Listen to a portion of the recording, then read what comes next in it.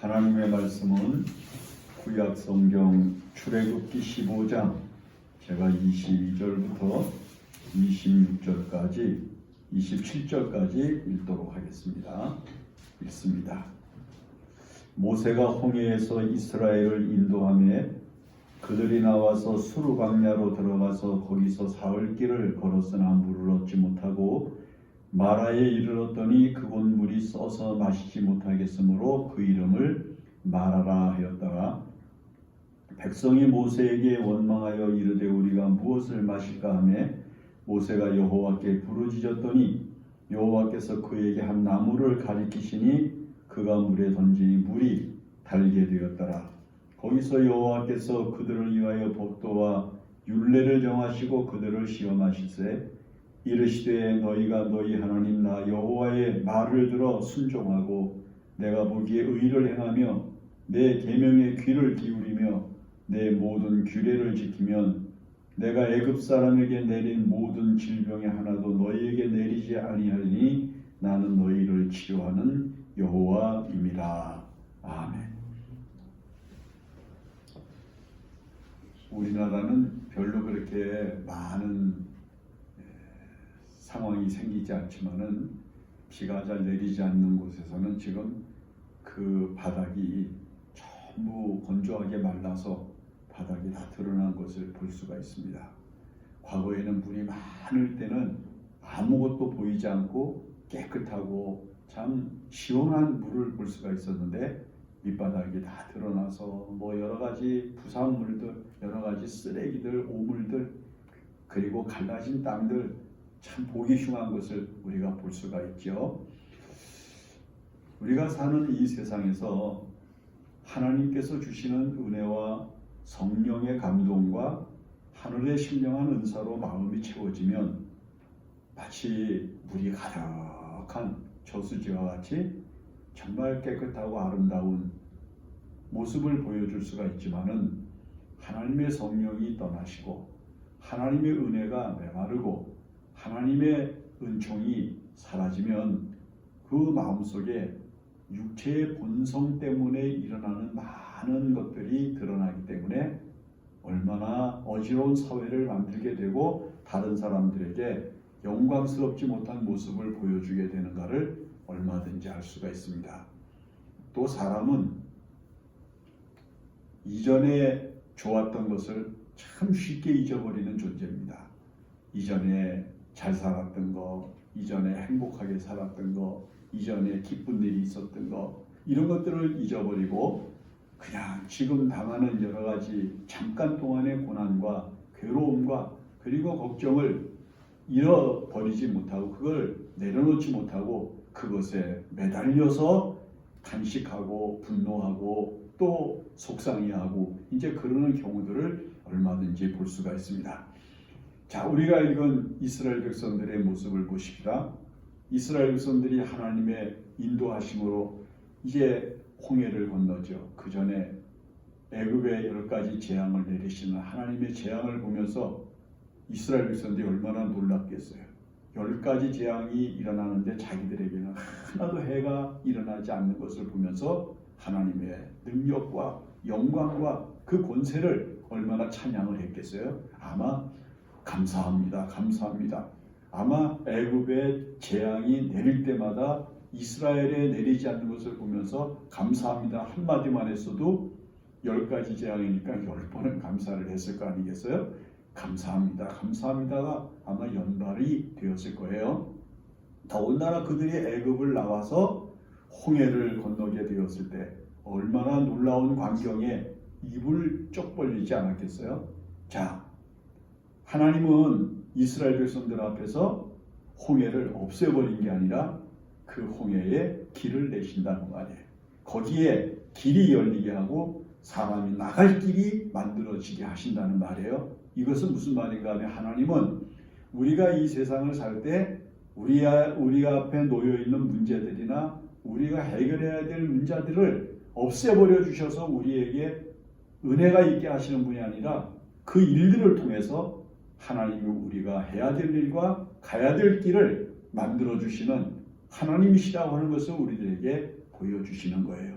그래서 이스라엘 백성들이 홍해가 갈라지는 것을 놀라운 눈으로 바라보다가 그 길을 마른 땅같이 지나서 드디어 수르 광야에 들어섭니다.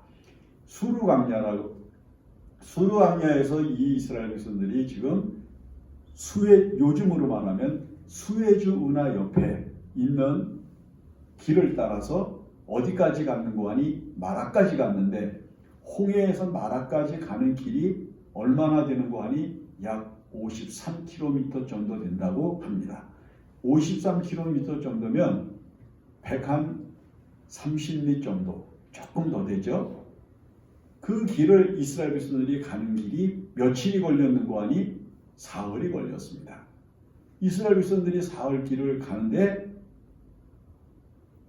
물이 없는 거예요. 사막에서 제일 중요한 게 뭐냐면 물이거든요. 저희가 이스라엘에 갔을 때 이스라엘 사람들은 허리에다가 물병을 차고 다녀요. 다. 왜냐하면은 하루에 평균 그 사막지대에 있는 사람들은 그 조그마한 우리가 300ml 정도 되는 물병 같은 것들 한 8개 내지 10개를 먹어야 된대요. 그거 안 먹으면 몸의 수분이 막 그냥 증발이 돼서 못 견딘대요. 그래서 8개 내지 10개 정도를 물을 계속 바꿔가면서 그걸 먹어야만 살 수가 있는 길이에요. 근데 사흘 길을 가는데 물이 없는 거예요. 그때 무슨 물을 저장할 만한 것이 있었고 물을 가져갈 만한 그릇이 있었고 그 다음에 좋은 시설이 있었던 거 아니고 그냥 어디에서 샘이 있는 곳이 있으면 물을 먹는 거고 없으면 못 먹는 건데 사흘 길을 가는데 없는 거예요. 그들의 마음속에 점점 애굽에서 보았던 10가지의 재앙이 임했던 하나님의 권능, 홍해가 갈라졌던 엄청난 광경이 마음속에서 사라지기 시작을 하고 인간 본성 속에 잠재되어져 있었던 깊숙한 곳에 자리를 잡고 있었던 본성이 일어나기 시작을 합니다. 제일 먼저 일어난 게 뭐냐면은 걱정이에요. 이거 물도 없는데 가다가 이거 죽는 거 아니야? 걱정이죠. 그 다음에 두 번째, 두려움, 염려, 근심이 그들의 마음속에서 떠나질 않아요. 그 다음에 그들의 마음속에서 일어나는 게 뭐예요? 분노. 아니, 그렇게 은혜롭고 그렇게 능력 있는 분이, 그리고 그런 기도력을 가지고 있는 모세가 왜 우리를 물도 없는 이곳으로 데리고 오지? 원망이, 분노가 솟구치기 시작을 해요.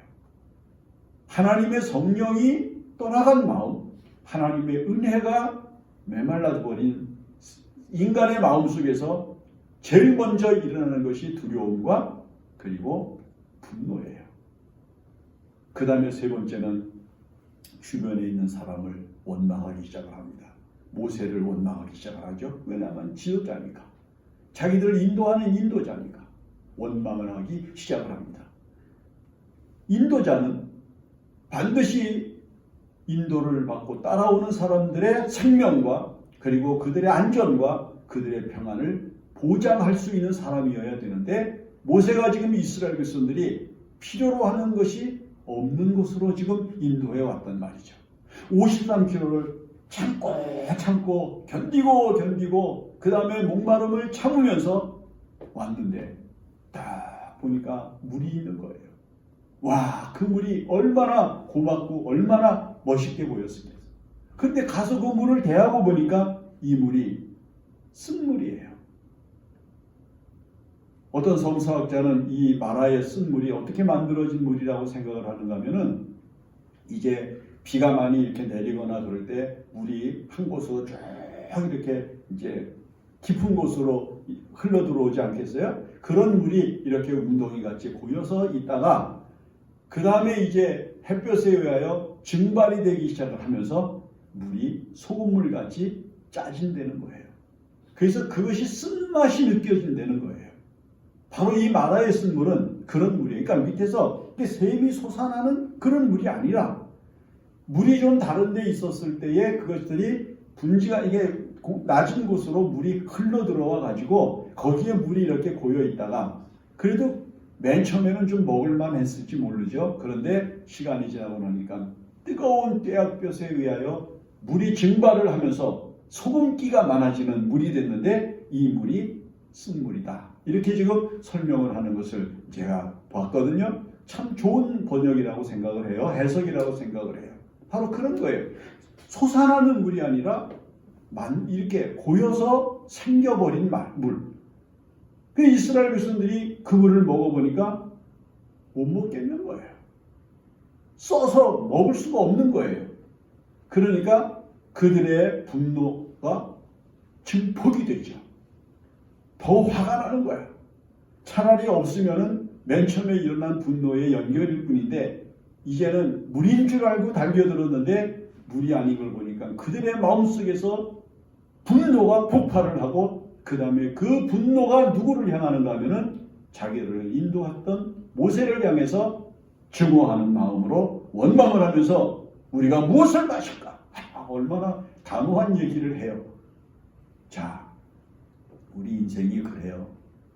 은혜 잠깐 동안에 잊어버려요. 좋았던데 잠깐 동안 잊어버려요. 우리가 하나님께 받은 은혜 찬양하고 감사하고 기뻐하고 뭐 굉장히 하나님의 은혜밖에는 뭐 받은 게 없고 아는 게 없을 것 같이 은혜 받았다고 막 그러는 사람도요. 아이고 조금 지나서 무슨 고통스러운 일이 있고 좀 괴로운 일이 있으면은 금방 분노를 터뜨리고 다른 사람을 원망하고 그리고 자신의 상황을 탄식하면서 믿음 없는 모습을 보여줘요. 마치 저수지의 물이 다 증발해버리고 그 다음에 그 안에 있는 모든 온갖 잡동사니들, 쓰레기들, 오물들 이런 것들이 드러나 보이듯이 인간의 본성 속에 있었던 믿음 없는 것들, 은혜롭지 못한 것들, 아름답지 못한 것들 이런 것들이 드러나기 시작을 하는 것과 마찬가지로 인간의 마음속에서 이제 그런 일들이 일어난단 말이에요. 모세가 무슨 물이 있는 데를 알고 간 길도 아니에요. 하나님께서 가시라고 하는 길로 가는 것뿐인데 근데 거기 지금 53km를 왔더니 마라에서 지금 큰 어려움을 당하게 됐어요. 그래서 모세가 이스라엘 백성들을 향해서 야 내가 무슨 책임을 지라고 그래. 내가 뭐 하면서 이스라엘 백성들을 향해서 대응하지 않아요. 모세가 대응할 수 있었던 방법은 하나님을 향해서 기도하는 것이었어요. 그는 하나님 앞에 기도를 시작합니다. 우리가 읽은 이 본문의 말씀에서는 부르짖었다. 온 힘을 다했다 라고 하는 표현이에요. 자, 구약 성경에서 우리가 특별히 그리고 신약 성경에서도 우리가 특별히 알 수 있는 것은 뭐냐면 기도는 모든 곳곳에서 기도라고 하는 말 앞에는 언제나 부르짖어 라고 하는 말로 기도를 설명을 하고 있어요. 부르짖어 기도했다. 부르짖어 기도했다. 다윗도 부르짖어 기도하고 아브라함도 부르짖어 기도하고 야곱도 부르짖어 기도하고 모든 기도의 사람들이 하나님 앞에 기도하는 거야. 미스바에 모인 이스라엘 백성들이 하나님 앞에 부르짖어 기도했어요. 어려운 일을 당할 때, 힘든 일을 당할 때, 괴로운 일을 당할 때 인간이 할 수 있는 최선의 능력은 하나님 앞에 부르짖어 기도하는 것이었어요.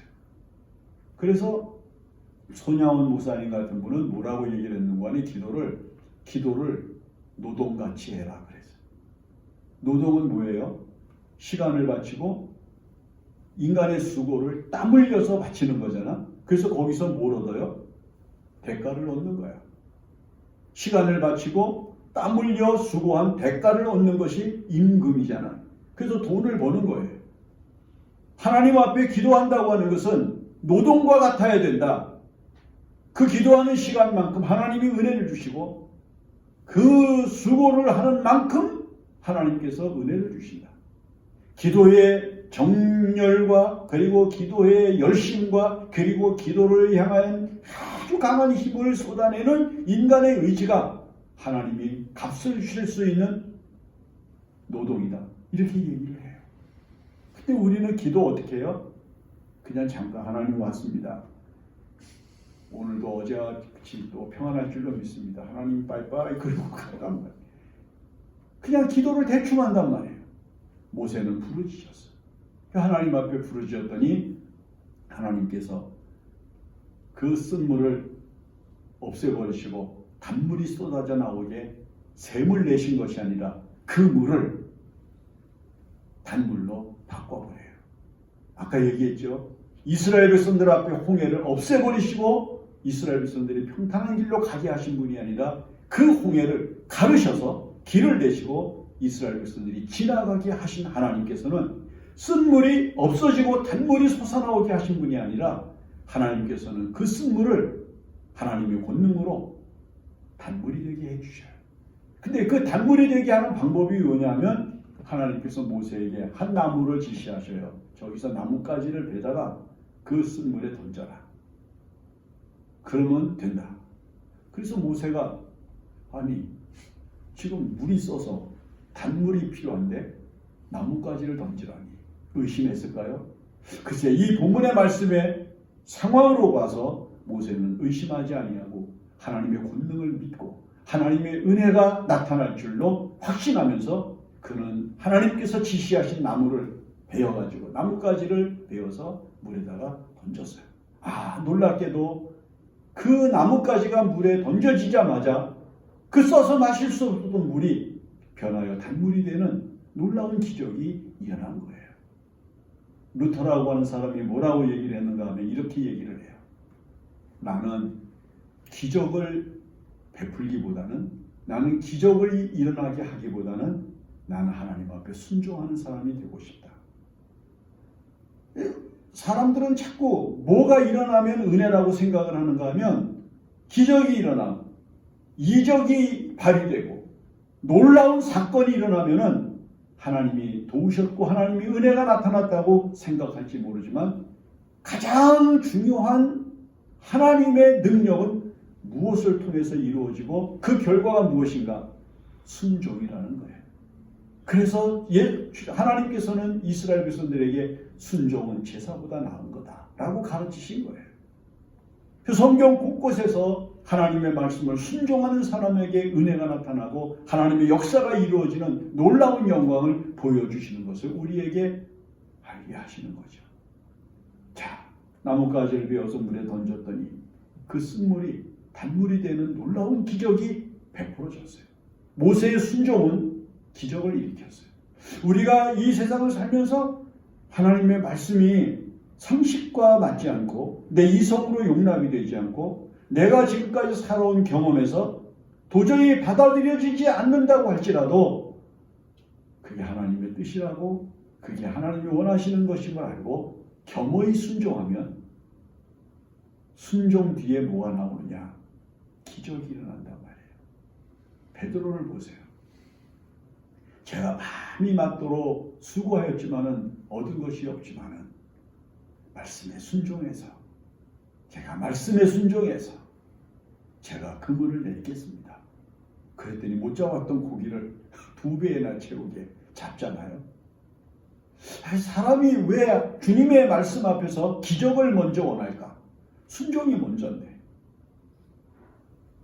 저에게 능력과 은혜와 기적을 보여주시면 순종하겠습니다가 아니라 순종했더니 기적이, 순종했더니 은혜가, 순종했더니 놀라운 사건이 일어나는 것을 하나님께서는 나타내시는 거예요. 나뭇가지가 물에 던져졌어요. 놀랍게도 달아졌어요. 이스라엘 백성들이 물을 먹었어요.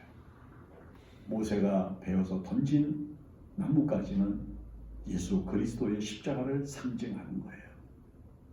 우리 인생을 새롭게 하고 우리가 살아가는 삶을 쓰고 괴로운 인생을 달고 그리고 시원하고 그리고 생명수가 되는 거룩한 기쁨을 만들어주는 능력은 십자가밖에 없는 거예요.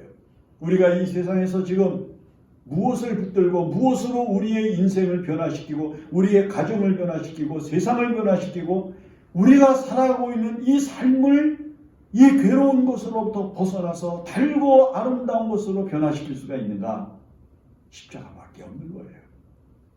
이 쓴 인생, 견딜 수 없는 괴로운 인생을 단 세상으로, 아름다운 세상으로 변화시키시기 위하여 예수님께서 십자가에서 달리시고 피 흘리신 거예요. 단순히 그 십자가는 나무 토막이 아니에요.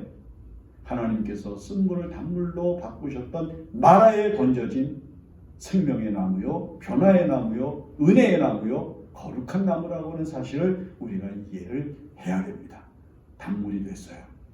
여러분, 십자가 찬송을 많이 불러야 돼요. 십자가를 늘 생각하면서 살아야 돼요. 바울은 뭐라고 그래요? 나의 자랑은 십자가뿐이다. 내가 자랑할 건 십자가밖에 없다. 인생이 다른 사람들에게 보여줄 수 있는 자랑거리, 높고 그 다음에 많고 크고 그리고 화려한 세상을 자랑할 거 아무것도 없어요. 복음을 가지고 사는 그리스도인들과 교회가 세상을 향하여 자랑할 것은 십자가밖에 없는 거예요. 왜? 그 십자가가 세상을 바꾸고 인생의 삶을 바꾸고 그리고 인간의 성품을 바꾸고 그리고 인간의 미래를 바꾸고 인간의 내세를 바꾸는 능력이기 때문인 거죠. 이스라엘 백성들이 이제 단물을 먹었어. 그리고 이제 이스라엘 백성들이 거기에서 떠나서 엘림까지 가요. 엘림이라고 하는 곳까지 가는데 이 엘림까지가 거리가 얼마인고 하면은 11km예요. 마라에서부터 엘림까지는 11km인데 거기 가면은 종려나무와 함께 오아시스가 엄청나게 많은 거야. 그 엄청난 물이 있는 세계가 11km만 갔으면 되는데 53km에서 그냥 그 마라의 쓴물 앞에서 그들은 인간의 본성을 드러내고 말았어. 끝까지 하나님 앞에 받은 은혜를 감사하고 찬양하고 기뻐하고 즐거워하고 행복하게 갈 수 있었던 여지를 깨뜨려버리고 그들은 마라에서 인간이 얼마나 연약하고 인간이 얼마나 악한 존재인가를 드러내고 말았어요.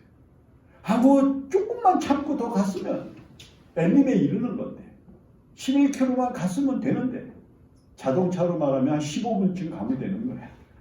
그걸만 갔으면 원망하지 않고 하나님이 예비해 놓으신 엄청난 쉼터를 얻을 수가 있었던 것인데 이스라엘 백성들이 거기에 그런 하나님의 은혜가 기다리고 있는 것을 알지도 못했고 그리고 그것을 기대하지도 않았다는 거예요.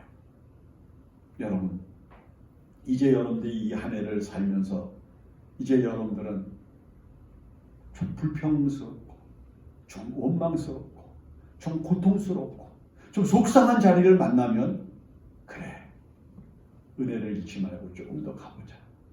하나님께 기도하면서 조금 더 가보자. 하나님의 인도하심을 따라서 조금 더 가보자. 조금만 더 가자. 이 믿음 가지고 사세요. 그러면 여러분들 앞에 기다리고 있는 하나님의 은혜의 세계, 하나님께서 여러분들 위해서 예배해 놓으신 하나님의 은혜가 충만한 것을 만나게 하시는 놀라운 기적을 보게 될 것입니다. 기도합니다. 고마우신 하나님, 은혜 감사합니다. 하나님의 은혜를 잃어버리고 우리가 마음에서 인간의 본성, 죄악을 따라 생긴 본성을 터뜨리지 않도록 도와주시고 하나님, 우리 앞에 놓여있는 쓰고 괴로운 삶을 십자가로 승리하여 달고 아름다운 세계로 변화시켜 나가는 저희들 되게 하여 주시옵소서. 원망할 일이 생길 때, 답답한 일이 생길 때, 힘든 일이 생길 때, 고통스러운 일이 생길 때 은혜를 예비해 놓으신 하나님의 세계가 있음을 믿고 인내하면서 좀 더 하나님을 찬양하면서 나아가게 하여 주시옵소서. 모든 말씀을 예수님의 이름으로 기도합니다. 아멘.